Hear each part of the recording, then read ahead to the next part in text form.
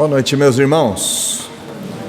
Mais uma vez é uma alegria estarmos aqui junto a vocês para esse momento de reflexão sobre a reforma protestante e as suas implicações no campo da educação.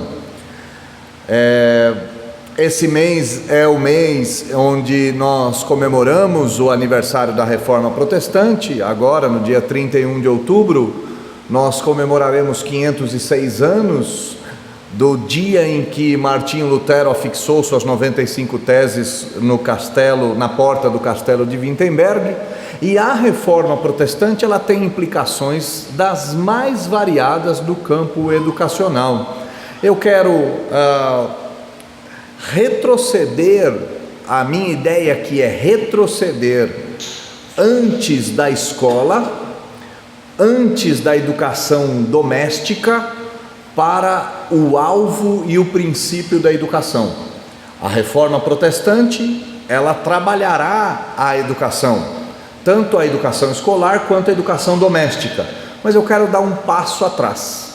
Eu quero trabalhar quais são as bases da educação e por que a Reforma Protestante ela reverberou, ela ecoou no campo da educação. Antes de mais nada, vamos orar e depois da nossa oração nós vamos para o texto sagrado e caminharemos por toda a trajetória do século VIII até o século XVI, que é o século da Reforma Protestante. E a partir daí nós retornaremos para o texto sagrado. Oremos. Deus, em nome de Jesus, nós, o teu povo, que somos fruto desse movimento de reforma que começou há 506 anos, queremos a ajuda do teu Santo Espírito para recuarmos e recuperarmos as bases que fundamentaram a Reforma Protestante e, por que não, recuperarmos o verdadeiro aspecto educacional advindo da Reforma para aplicarmos na nossa vida, para aplicarmos na vida dos nossos filhos e netos. Nós te suplicamos que o Senhor nos dê clareza no pensamento, clareza no entendimento, para que caminhemos historicamente, entendendo tudo o que aconteceu na Reforma e o porquê que a educação é tão importante para o movimento reformado e, por que não dizer, tão importante para os evangélicos como um todo.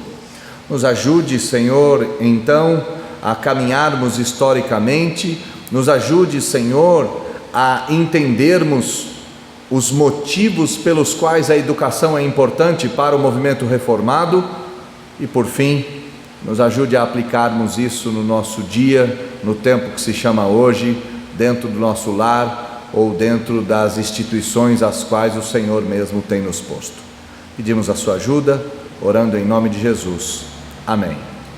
Nós vamos ter um texto que servirá de base para toda a nossa caminhada, e esse texto está lá na segunda carta que Paulo escreveu a Timóteo, no capítulo de número 3, no versículo de número 16 e 17, um texto conhecidíssimo sobre a inspiração da Escritura e a utilidade da mesma.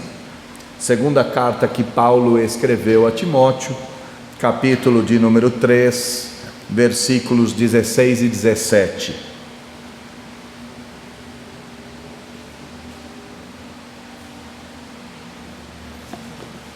Os irmãos acharam?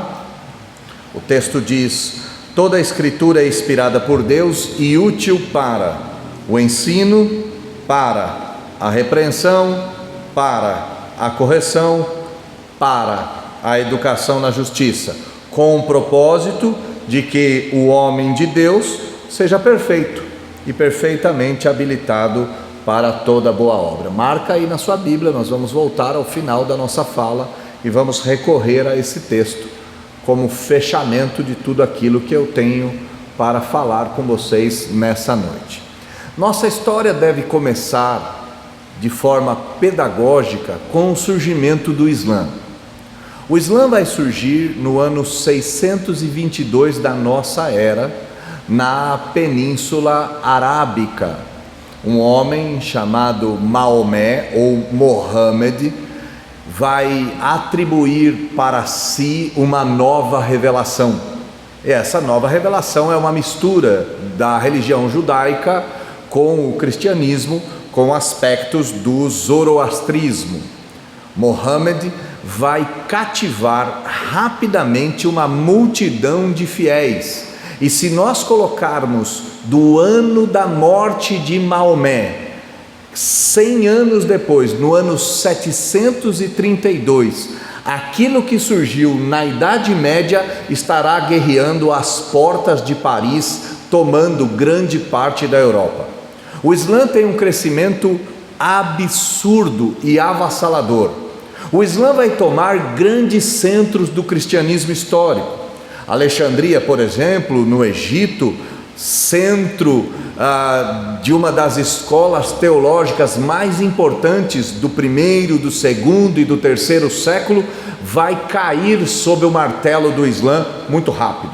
Antioquia, na Síria, a cidade onde os cristãos foram chamados pela primeira vez de cristãos, Antioquia, que foi a base missionária de Paulo, vai ser derrubada e o cristianismo será retirado e no lugar será posto o islamismo. O islamismo vai avançar e todo o norte da África será ocupado pelo Islã rapidamente. Eles invadirão a Europa pela Península Ibérica, Espanha e Portugal, e é importante nós lembrarmos que Espanha e Portugal só vão conseguir se livrar do Islã 7 séculos à frente, perto do ano 1500. O Califado de Córdoba vai durar quase 700 anos. O Islã avança em direção à Europa e vai ser refreado por uma figura histórica chamada Carlos Martelo. E por que eu estou fazendo esse panorama? Em primeiro lugar, porque às vezes a gente fica um pouco assustado com essa ocupação do Islã na Europa. Vale dizer que o sonho do Islã sempre foi dominar a Europa e ele está tentando fazer isso há quase 1000 anos. Esse é o desejo do Islã.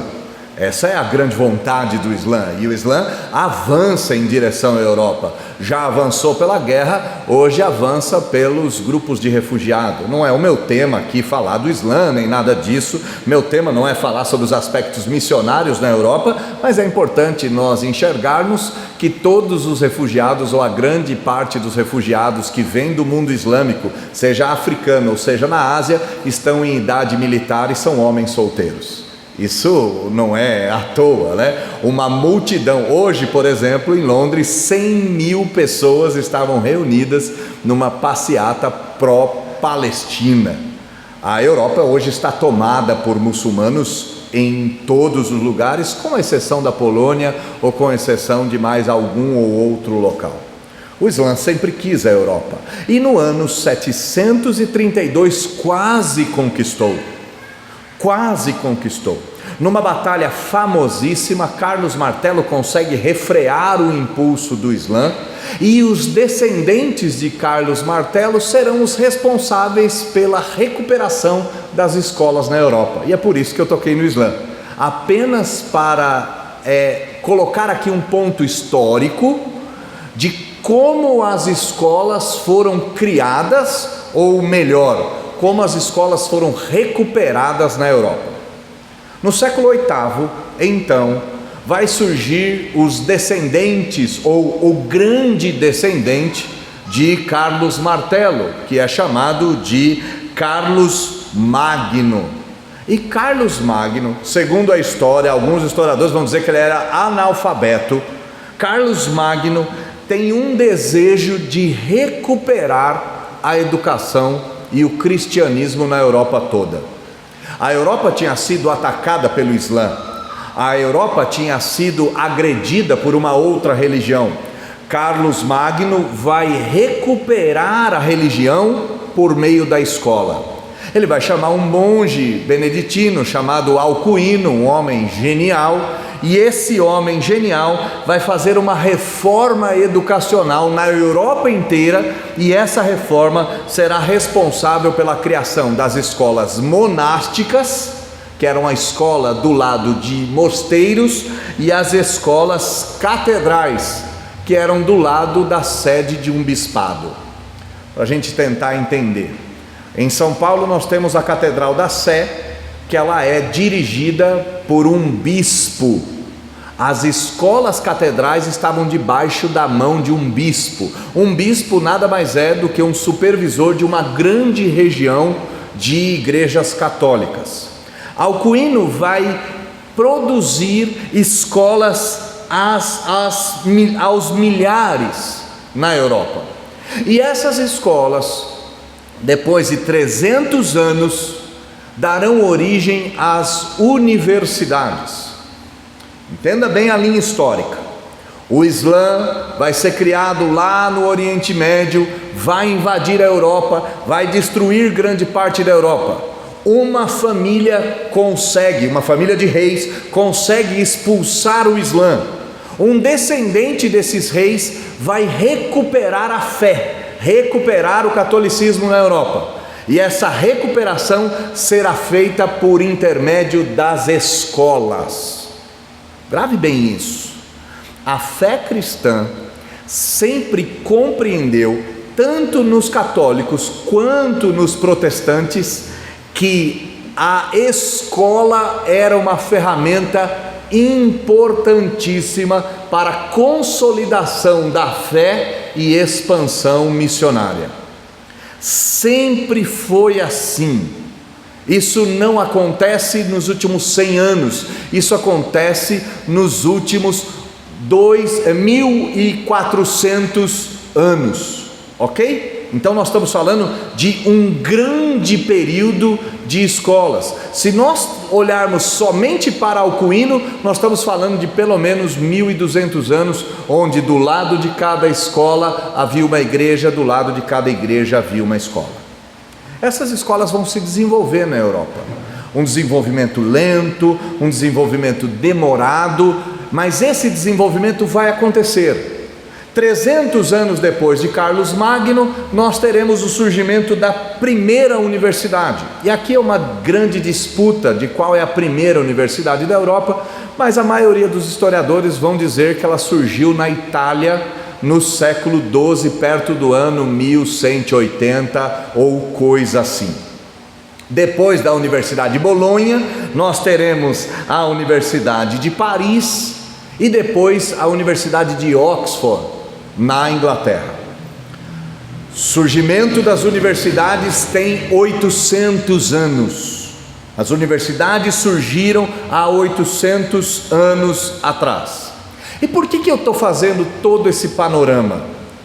Porque todos os reformadores, todos, sem nenhuma exceção, vieram de dentro das universidades. Martinho Lutero era doutor. Martinho Lutero não era simplesmente um monge beneditino, ele era doutor em teologia. Calvino vai ter uma experiência de conversão dentro da Universidade de Paris. Philippe Melanchthon vai ser um homem que leciona na Universidade de Leibniz. Então você tem grandes reformadores dentro da universidade. A própria reforma protestante criará pelo menos 10 universidades em 20 anos. Quando Lutero vai colocar as suas 95 teses, ele está propondo um debate universitário, ele não está propondo um debate religioso. A universidade, ela vai gestar o protestantismo. O protestantismo surgirá dentro do ambiente de saber. E por que a universidade vai gestar o protestantismo? E aí nós temos que entender como é que funcionava o catolicismo romano da Idade Média. O catolicismo romano era uma religião, e ainda é uma religião, cuja fonte de autoridade é tríplice. O Papa é uma fonte de autoridade, A Escritura é outra fonte de autoridade, e o magistério ou a tradição é a terceira fonte de autoridade. Para a gente tentar esclarecer isso de maneira mais simples, a gente deve entender que para um católico a revelação ainda não terminou. Deus continua falando de maneira autoritativa, e cada fala do Papa tem poder ou tem autoridade de Bíblia. O Papa Francisco, que hoje é o Papa de origem jesuíta, e daqui a pouco nós vamos chegar nos jesuítas de alguma maneira, o Papa Francisco, quando ele fala na autoridade de Papa, a fala dele tem o mesmo peso do que a Escritura. Aquilo que o Papa falar tem a mesma autoridade da Bíblia, a mesmíssima autoridade da Bíblia. A religião católica, ela tem essa tríplice fonte de autoridade, e por ter uma tríplice fonte de autoridade, não era necessário que ninguém estudasse para aprender, era necessário que as pessoas obedecessem, e apenas obedecerem fazia delas bons católicos ou bons cristãos. Vamos entender como é que isso funcionava. A missa não precisava ser feita em linguagem que o povo compreendesse. Por quê? Porque pertencer à Igreja Católica bastava, e obedecer às ordens do Papa, do Bispo ou do Padre bastavam. A Igreja Católica era uma igreja cujo ensinamento não precisava ser entendido como é o da nossa igreja. Na nossa igreja a gente precisa entender as coisas. Alguém abre a Bíblia e nos explica pedaço por pedaço. Se você foi um católico, e se você foi um católico ainda que frequentava missas tradicionais, a missa no rito tridentino, que ainda é celebrada em latim, cujo sacerdote está de costa para o povo, se você pertenceu a essa tradição, ou se você já viu, ou se você já experimentou um dia esse tipo de coisa, você vai perceber que a missa é um local onde você não precisa entender. Na verdade, ninguém te explica nada. Você repete algumas coisas, e essas coisas bastam. Essas coisas, elas por si só, elas têm um efeito mágico e místico de transformar a vida das pessoas. A Igreja Católica, ela era assim, a fonte de autoridade era a igreja.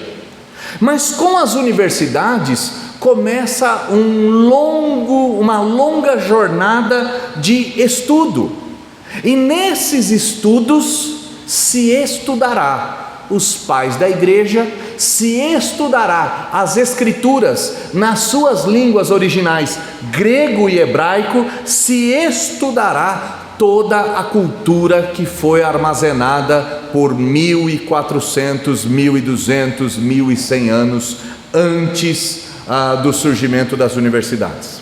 Entendam o que eu estou querendo dizer. As universidades, elas surgirão como um desdobramento das escolas. As escolas surgirão como uma recuperação da fé. Contudo, as escolas, elas existiam apenas para formar os sacerdotes, e não para formar o povo. O povo tinha que participar da religião.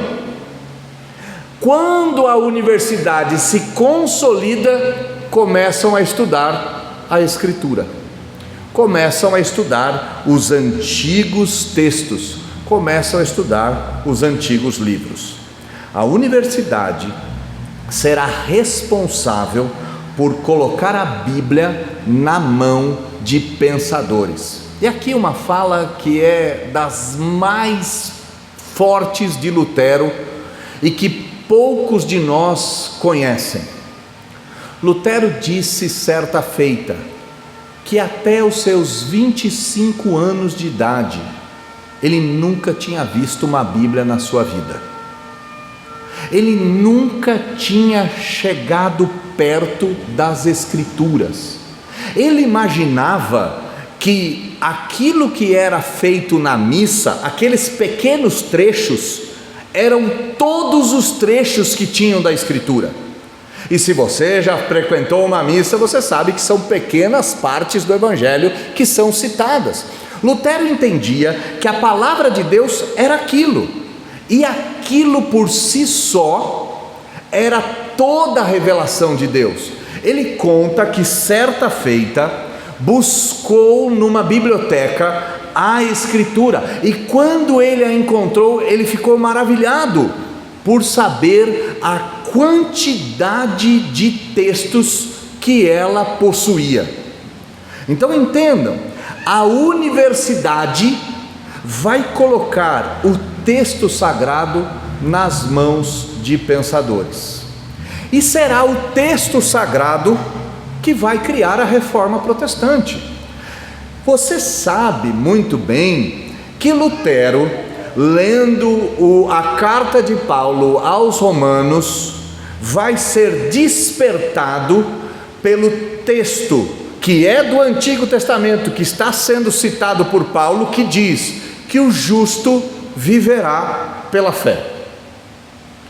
Lutero, analisando o texto, será despertado para uma realidade a qual ele nunca havia sido exposto.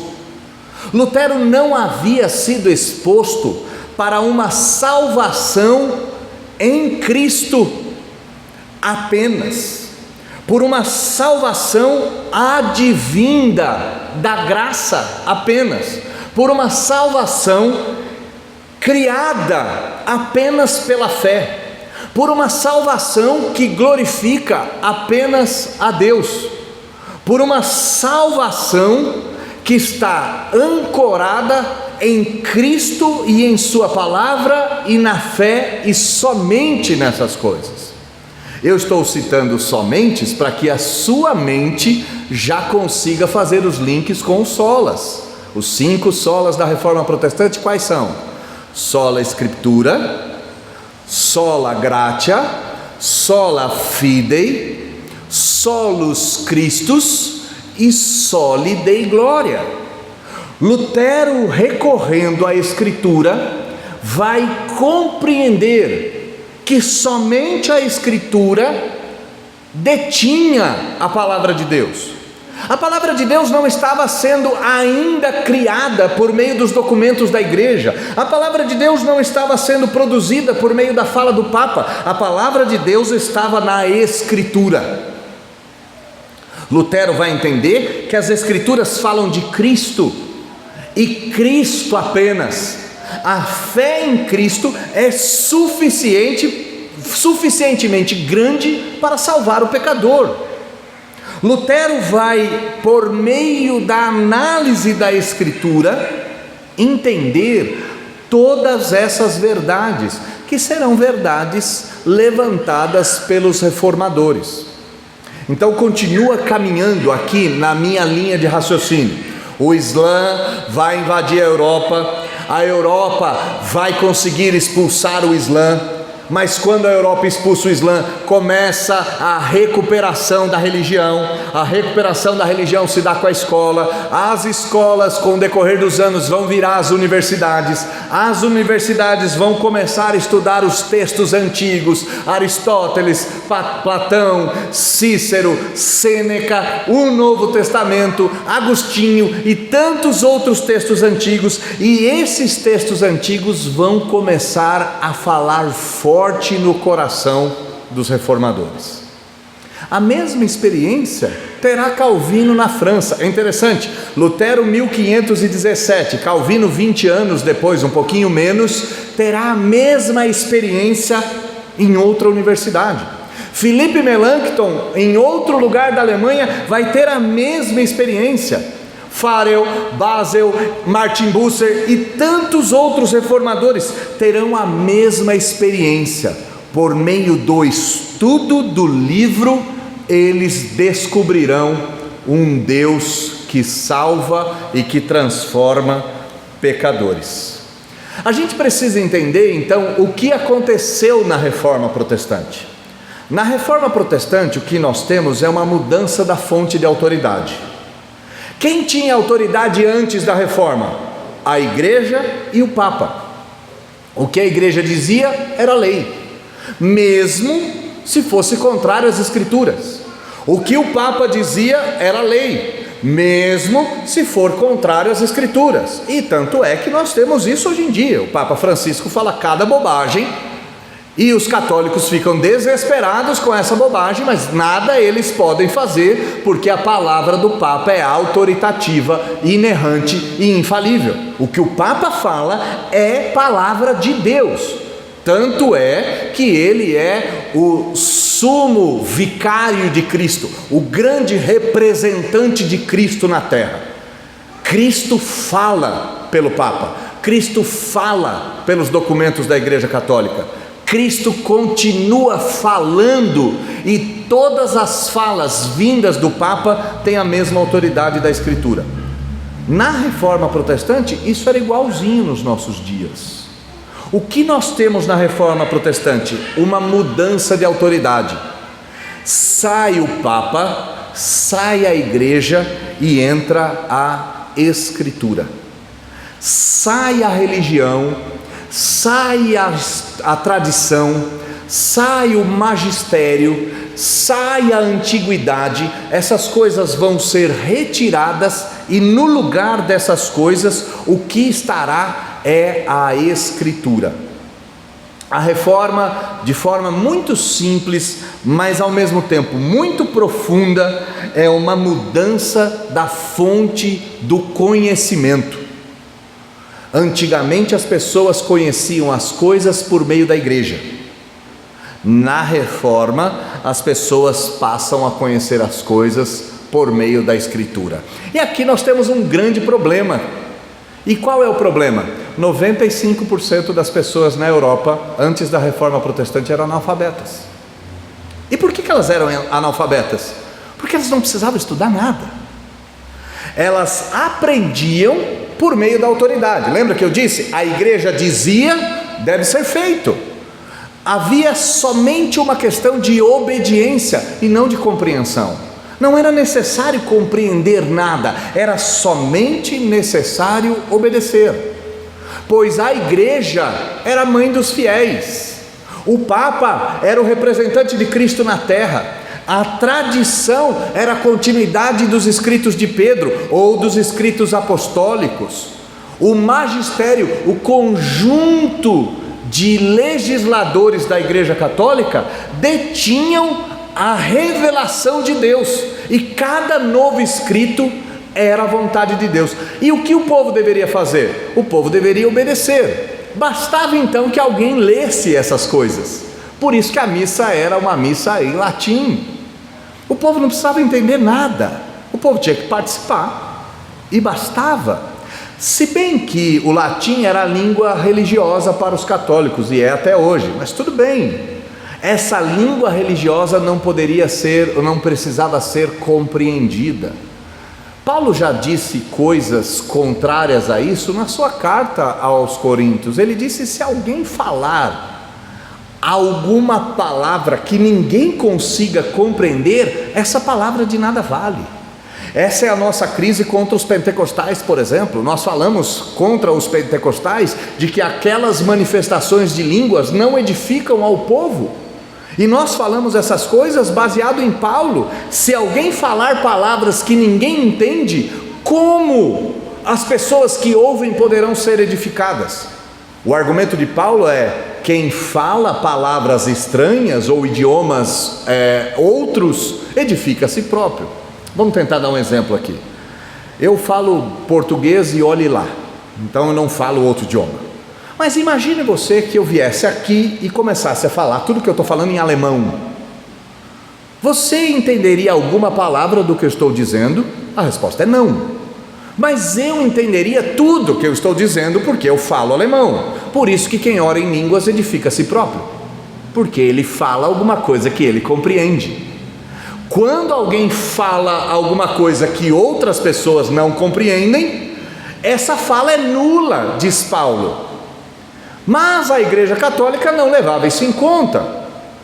Bastava celebrar a missa em latim, as pessoas participarem, para que essa participação fosse suficiente para levá-las para o reino de Deus ou transformá-las em bons católicos ou bons cristãos.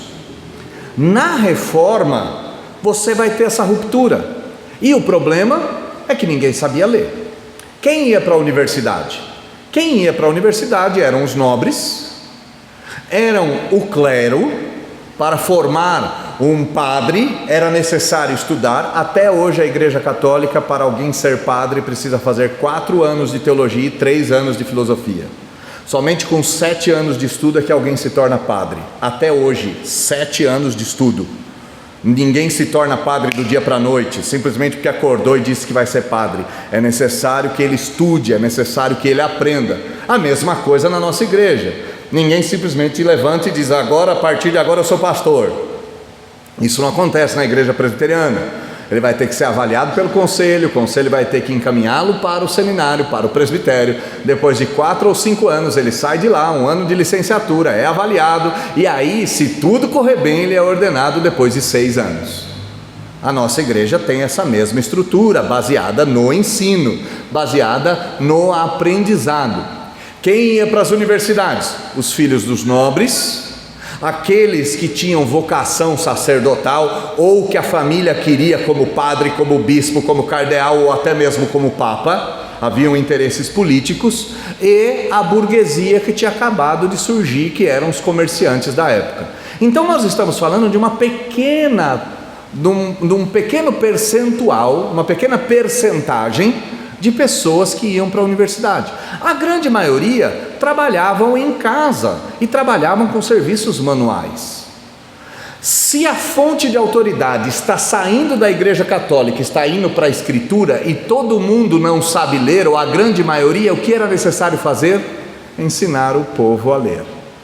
A Reforma Protestante, ela está completamente enraizada na educação. Porque a Reforma Protestante vai dizer que este livro é o livro pelo qual Deus fala. Deus fala por um livro. Entendam bem, Deus fala por um escrito. E se o povo não souber ler o escrito, alguém precisa ler por eles e interpretar esse escrito por eles. A Reforma Protestante depende do livro, e os evangélicos até hoje ainda são o povo do livro. E aqui um ponto que deve ficar claro: se você não tem apreço pela Escritura, você deve ter, ou pelo menos analisar, se de fato você é evangélico ou não. Porque ser evangélico é retornar ao livro. Ser evangélico é meditar nos evangelhos. Ser evangélico é ouvir Deus falar na tinta preta, no papel branco. Ser evangélico não é ter uma experiência mística e mágica. Ser evangélico é pertencer ao povo do livro.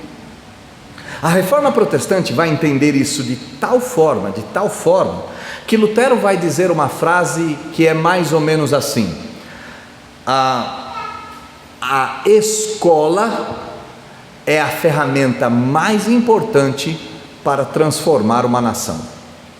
Olha que coisa, a gente ouve isso nos nossos dias.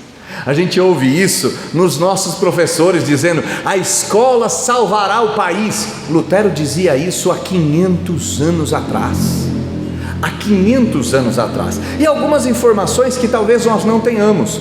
Sabe quem é que cria a escola pública gratuita? Lutero. Lutero será o homem que criará uma escola para ensinar crianças gratuitamente, crianças filhos dos camponeses.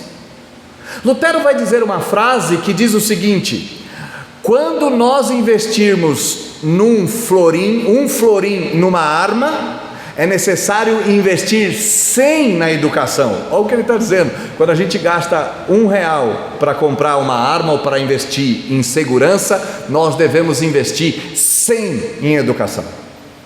Lutero está pensando isso. E por que ele está pensando isso? Ora, porque a Escritura ela revela quem Deus é. E a salvação é somente por meio da Escritura, somente por meio da fé, somente por meio de Cristo, somente por meio do texto revelado. A reforma protestante precisará alfabetizar as pessoas. E é por isso que a nossa igreja, ela é tão concentrada em aspectos como esse. A gente está muito concentrado em ensinar o texto, em explicar como que o texto se desenvolve, em explicar o contexto, em explicar quem foi Paulo, quem foi Pedro, quem foi Tiago, quem foi Judas, quem foi João, em explicar por que o reino do norte foi devastado pela Síria, por que o reino do sul se resumiu a Judá e Benjamim. Nós entendemos que o ensino é essencial para a conversão e para a manutenção do crente. Veja que distanciamento. Para a Igreja Católica, a fé, ela não vem por ouvir, ela vem por participar e ver. E é por isso que você tem uma série de imagens que nos ajudam a nos conectarmos com o sagrado. Se você debater com um bom católico, ele vai dizer: não, nós não somos idólatras. Nós utilizamos as imagens como um meio de ensino para que você aprenda. As imagens serviam para uma população analfabeta. Entendam uma coisa que ela é fabulosa e a gente nem se dá conta disso. Quem cria o presépio é São Francisco de Assis no século XII. Por que São Francisco de Assis cria o presépio? Exatamente para mostrar para o povo como se deu o nascimento de Cristo. Mas ele não fazia estatuetinhas como as pessoas fazem e tem dentro da sua casa. Ele pegava gente real e mostrava numa espécie de teatro. Ele encenava o nascimento de Cristo com um jumento, com uma vaquinha, com uma ovelha, com os magos vindos do Oriente, com Maria, com José, com os anjos. E ele fazia aquilo para que o povo aprendesse a história, porque o povo não sabia ler. Então eram necessárias as imagens para que o povo fosse ensinado. Mas a Escritura diz que a fé não vem pelas imagens que a gente vê. A fé vem por aquilo que a gente ouve. E a gente precisa ouvir e interpretar e conhecer. E não existe nada mais fantástico do que ouvir a sua própria voz numa leitura pessoal. Quando você lê, você ouve a própria voz falando na sua consciência daquilo que você está lendo. Lutero dizia: é necessário ensinar o povo a ler. Só que havia um outro problema. As escrituras não tinham sido traduzidas para a língua do povo. O povo era analfabeto, o povo precisava aprender a ler, o povo precisava de escola, mas não havia escritura na língua do povo. E uma das coisas mais incríveis da história de Lutero é o episódio em que ele fica trancado no castelo por 8 meses, depois que ele é resgatado da dieta de Worms, onde ele seria preso, onde ele seria morto. Ele é exilado num castelo e em 8 meses, Lutero vai traduzir todo o Novo Testamento do grego para o alemão. 8 meses. É um milagre extraordinário isso. Lutero não só traduz o Novo Testamento para a língua alemã, como ele cria a gramática para a língua. Lutero não é só o pai da reforma, Lutero é o pai da língua alemã. Lutero é o pai da escola alemã. Lutero é o pai da sociedade alemã. E tudo isso porque, ao ler a Escritura, ele entendeu que o homem era justificado pela fé, que todas as pessoas deveriam ler a Escritura, e para as pessoas lerem a Escritura, elas precisavam ser educadas, e elas precisavam ser educadas no idioma delas. Elas precisavam ser educadas na sua própria língua. Então eu já disse isso, mas vou repetir. Na Reforma nós tivemos uma mudança da fonte de autoridade da igreja, do Papa, para a Escritura. Só que a Reforma Protestante, ela não é somente a Escritura, ela é toda a Escritura. Não deveria somente ser ensinada a Bíblia, mas deveria ser ensinada toda a Bíblia. A Bíblia tinha que estar na mão do povo. E Lutero vai entrar no empreendimento para traduzir o Antigo Testamento. O Antigo Testamento ele vai levar 8 anos com a ajuda de mais 10 colegas para traduzir o hebraico. O hebraico é muito mais complicado do que o grego. É só você perguntar para aquele que está no seminário da igreja ou para o seu pastor como ele sofria com os 2 idiomas e em qual dos dois ele sofria mais. Ele vai traduzir o Antigo Testamento e o Novo Testamento porque ele entendia que não era só um pedaço da Escritura, era toda a Escritura. Mas somente a Escritura não vai anular toda a tradição da igreja. A gente sabe disso. Quando a gente olha para a Bíblia, por exemplo, a gente não vê nela a confissão de fé de Westminster, por exemplo. A gente não vê nela a palavra Trindade, por exemplo. A gente não vê nela coisas sobre as 2 naturezas de Cristo. A gente não vê nela coisas sobre a organização da igreja, horário de culto, ordenação de presbíteros. Nós não estamos sendo tolos a ponto de dizer que a gente deve olhar para a Escritura e abandonar todo o resto da igreja. Nós não estamos dizendo isso. O que nós estamos dizendo? Que a Escritura é a única regra de fé e prática suficientemente capaz de nos levar até Deus.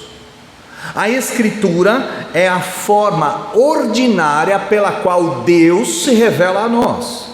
E nós analisamos a Escritura e julgamos todas as coisas por meio da Escritura. Nós entendemos 3 coisas a partir da Escritura: que a Escritura é infalível, que a Escritura é inerrante, que a Escritura é autoritativa. Ela é infalível porque ela é palavra de Deus, ela não falha. Ela é inerrante nos seus propósitos e infalível nos seus propósitos. Por ter vindo de Deus e por ter sido dada a nós para nos salvar, a Bíblia nunca falhou. Ela não falha no ato de salvar o homem e ela não erra em conduzir o homem ao céu.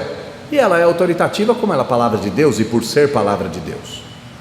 Contudo, ela revela a Deus e nos explica como nós devemos viver a partir de regras, a partir de preceitos, a partir de verdades que são aplicadas em todas as áreas. Compreendam a importância da educação para a reforma protestante. Nós não somos capazes de afirmar quem veio primeiro, se foi a educação que gerou a reforma ou se foi a reforma que gerou a educação.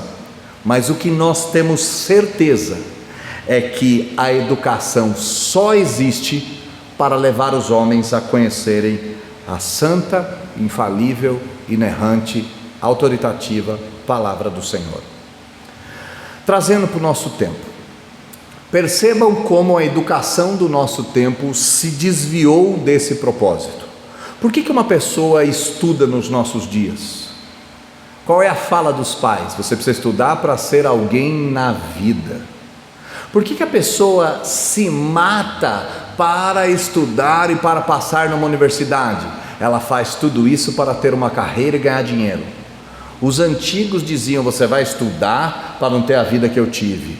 Olha que coisa interessante. Nos nossos dias, estudo tem o propósito de nos trazer uma carreira e nos trazer dinheiro.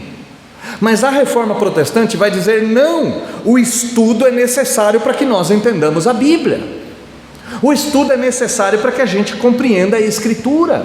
O estudo é necessário para que a gente tenha um encontro com Deus, e nesse encontro com Deus nós sejamos transformados por tudo aquilo que Deus diz sobre nós e sobre Ele próprio.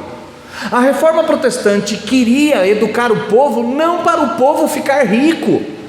A reforma protestante queria educar o povo para que o povo se achegasse mais a Deus e fosse mais parecido com Deus. O grande problema da nossa sociedade hoje em dia não está na educação, mas está nos alvos da educação. Por que nós educamos as pessoas nas escolas, nas universidades, nos cursos técnicos? Por que nós educamos as pessoas em todos os lugares? para que as pessoas sejam bem-sucedidas, para que as pessoas tenham mais dinheiro, para que as pessoas obtenham mais riqueza, para que as pessoas subam mais na vida. E é bem verdade que a educação faz isso. É bem verdade que a educação tem esse poder, mas nós não podemos inverter a ordem. A reforma protestante vai enfatizar que o homem precisa ler e escrever para ouvir Deus falar, e não para ouvir Deus falar por meio da boca de outro, para ouvir Deus falando por meio da própria leitura, por meio da própria análise, por meio da própria interpretação das Escrituras.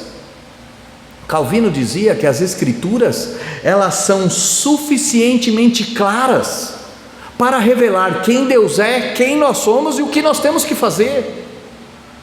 Quando nós educamos nossos filhos, e aqui uma fala em especial para os pais que aqui estão, nós não educamos nossos filhos para que eles sejam alguém na vida, nós educamos os nossos filhos para que eles leiam a Bíblia e para que eles aprendam por meio dela. A educação evangélica, ela repousa quase que totalmente no ensino da Escritura e para o aprendizado da Escritura. E por que a educação evangélica faz isso? Agora a gente volta lá para 2 Timóteo 3, 16 a 17.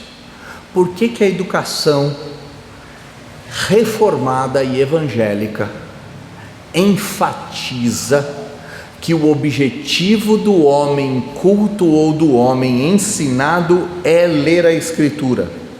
Por causa do versículo de número 16. Porque toda a Escritura é inspirada por Deus. É interessante você estudar matemática, é interessante você estudar geografia, é interessante você estudar biologia, ciências, é interessante você estudar matemática financeira, é interessante você estudar todas essas coisas, e nenhuma delas é problemática em si mesmo. Charles Spurgeon dizia que o homem, com o cérebro que ele recebeu de Deus, ele deveria estudar todas as coisas. Ele faz uma brincadeira dizendo, talvez um dia eu chegue no céu e Deus me pergunte: Spurgeon, o que você aprendeu na terra? E Spurgeon vai falar: eu aprendi teologia, eu aprendi literatura. E talvez Deus pergunte para ele: e botânica? Por que você não aprendeu botânica? Por que você não aprendeu zoologia? Por que você não aprendeu inúmeras ciências que são minhas e que eu lhes entreguei para que você conheça o mundo que eu criei? Então, estudar as coisas nunca é ruim, nunca é ruim. Contudo, ao estudar botânica, nós não temos falas que vieram da boca do próprio Deus. Ao estudar matemática, nós não temos palavras que foram inspiradas por Deus. Ao estudar história, ao estudar medicina, ao estudar direito, ao estudar qualquer coisa, nós nunca teremos nas ciências alguma coisa que foi inspirada por Deus. Somente a Escritura é inspirada por Deus, e não parte da Escritura, toda a Escritura é inspirada por Deus. Por que eu preciso educar o meu filho? Para que ele leia a Escritura, porque a Escritura é o único livro que foi inspirado por Deus. E aqui um ponto é importante: inspirado por Deus não significa ditado por Deus. Deus não chamou Pedro e falou: Pedro, senta aí. Aí Pedro falou: sim, Senhor. Escreve aí o que eu vou dizer. Sim, Senhor. Pedro, as 12 tribos da dispersão, graça da parte do nosso Senhor e Salvador Jesus Cristo. Não foi assim. Deus não soprou. Inspirado significa que enquanto o homem escrevia, Deus conduzia o coração do homem, sem contudo ditar uma palavra aos seus ouvidos. Era a mão de Pedro, era a cabeça de Pedro, mas era a voz do Espírito. Inspiração não é mecânica, inspiração é orgânica, vem de Deus. Somente a Escritura é inspirada por Deus. E para que a Escritura serve? Olha o versículo 16: ela é útil para o ensino, ela é útil para a repreensão, ela é útil para a correção e ela é útil para a educação na justiça. Vamos olhar primeiro os dois aspectos negativos, repreensão e correção.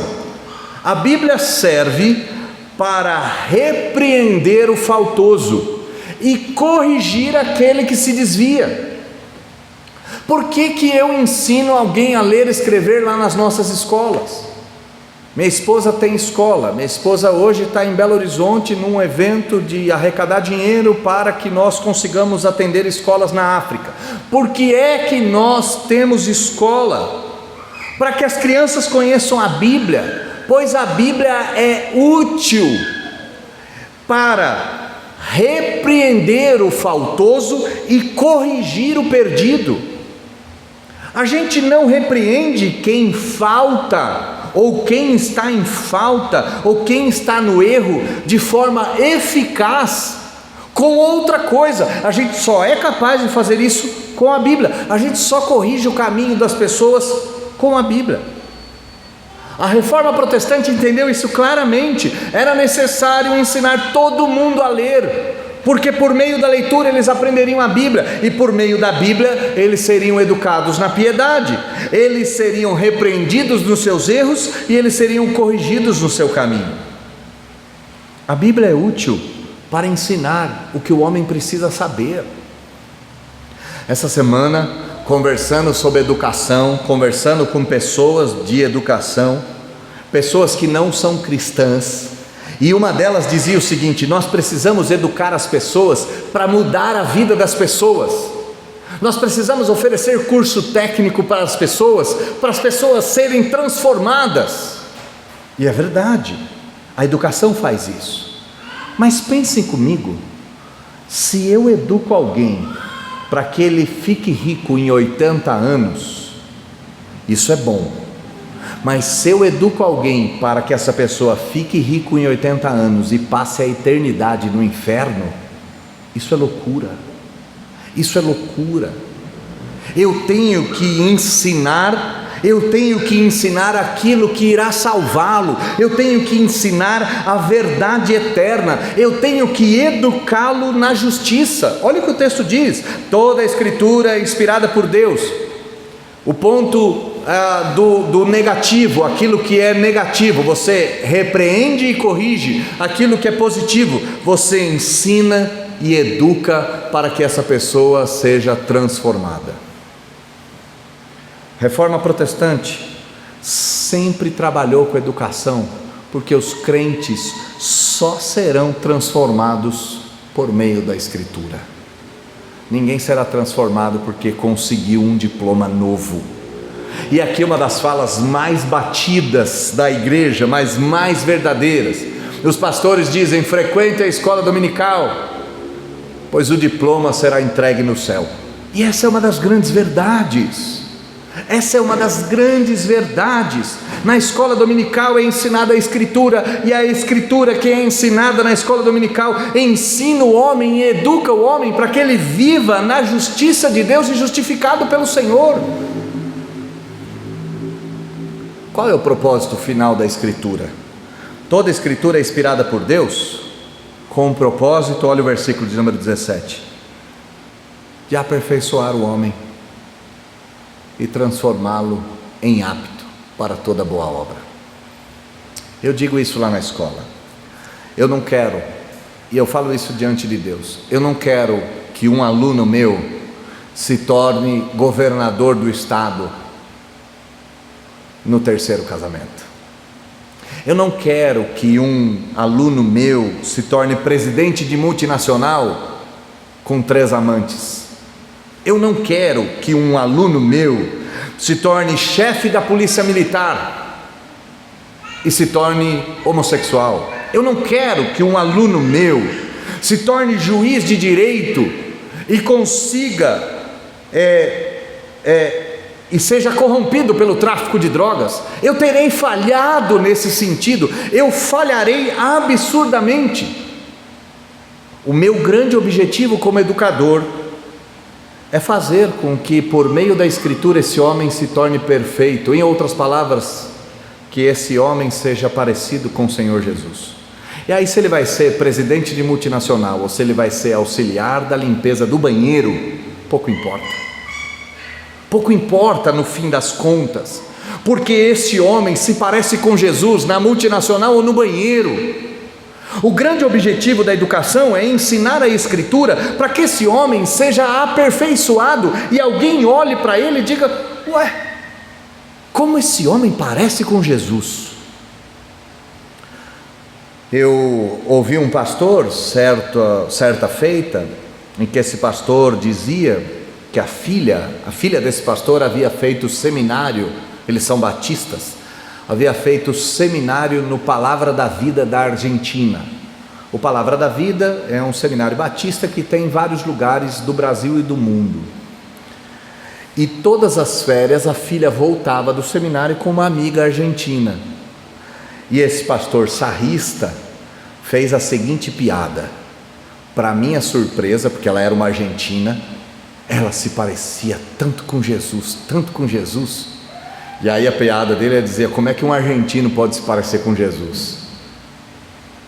Mas aí depois ele corrigia a piada e voltava para a ideia certa. Ele dizia: eu olhava para aquela menina e tinha certeza que eu estava vendo o Senhor Jesus, do jeito que ela falava, do jeito que ela agia, do jeito que ela se portava.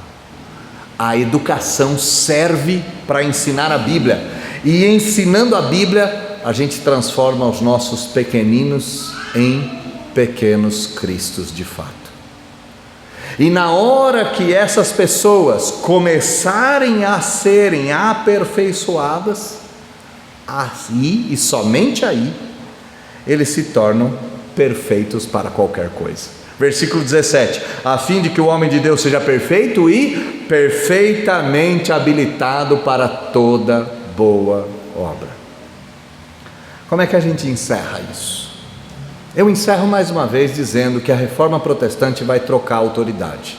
A autoridade não é mais da igreja, e você, como presbiteriano, assim como eu, deve se lembrar que toda recepção de novos membros, profissão de fé, ou batismo de adultos, o pastor chama a igreja, e a igreja faz alguns juramentos, e o pastor chama esse indivíduo, e esse indivíduo faz alguns juramentos.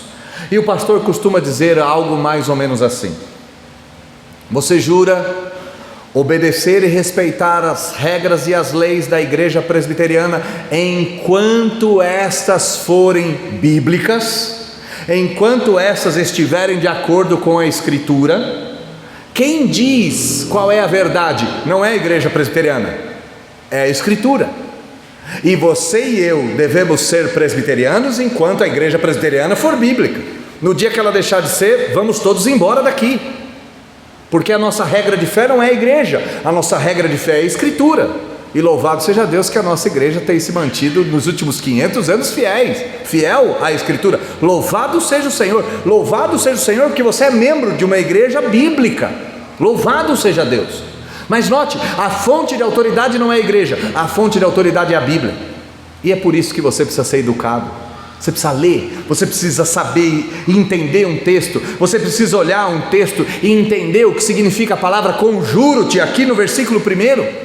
Você precisa entender a diferença de uma literatura profética para uma literatura apocalíptica. Você precisa entender como é que funcionam os salmos, para você não achar que Deus é uma galinha, ou que Deus tem asas e coloca os seus filhos como pintinhos debaixo das suas asas, para que você não confunda achando que Deus tem olhos e ouvidos como você tem.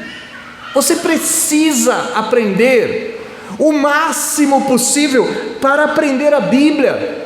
E quanto mais você for educado, mais você vai entender a Bíblia. E quanto mais você vai entender a Bíblia, mais no caminho você vai andar.